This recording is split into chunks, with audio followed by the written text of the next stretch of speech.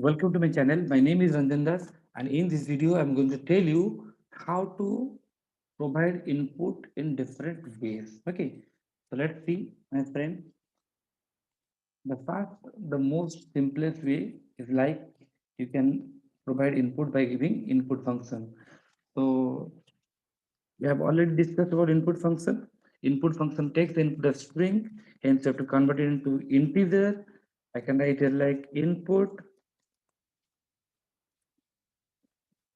enter the first number, enter the first number. Let's say I'll copy it and paste it. I want to give the number, second number, enter the second number. Okay. So this part I've already discussed in the previous input output video. You can follow that also.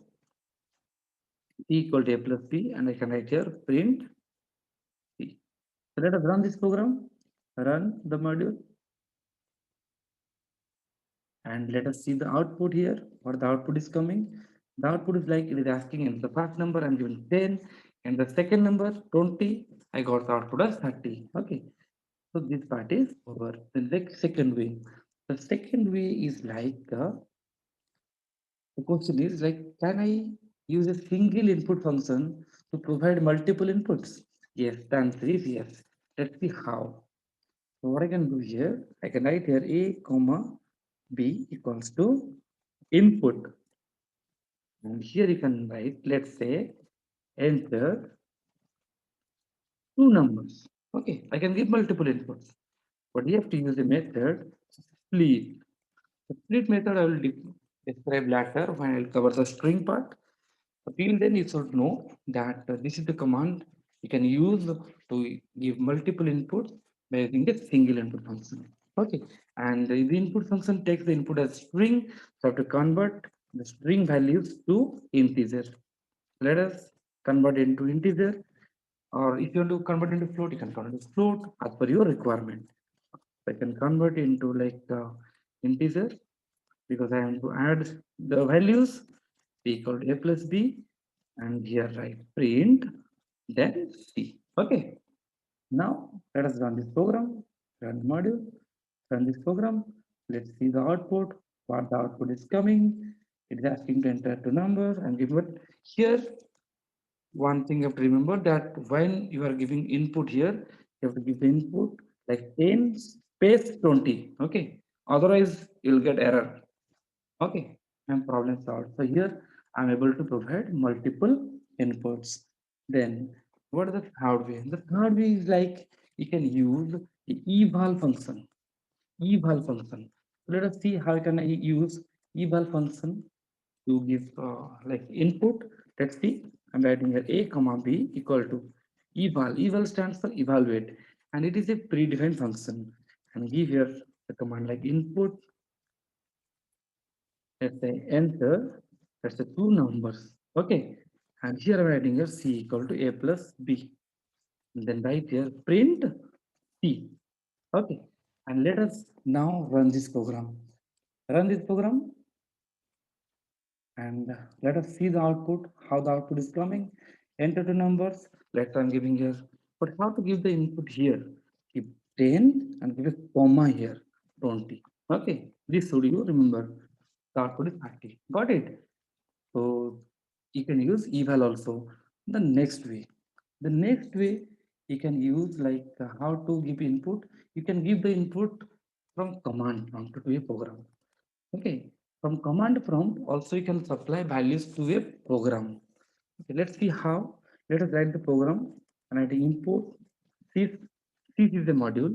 I'm writing here A equals to this dot argv of 1, and b equal to sys dot argv of 2. So what is argv?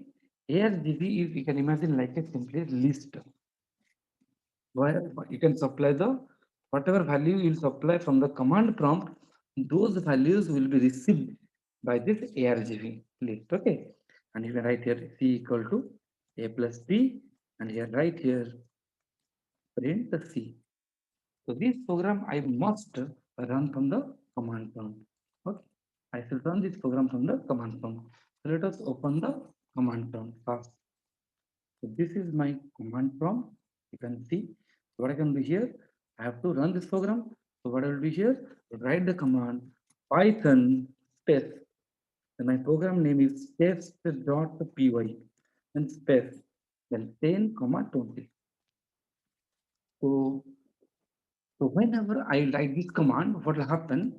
This test.py will be stored in argb of 0, 10 will be stored in argb of 1, and 20 will be stored in argb of 2. So let us run. So let us enter. So when I will enter, one sec, sorry, let's see.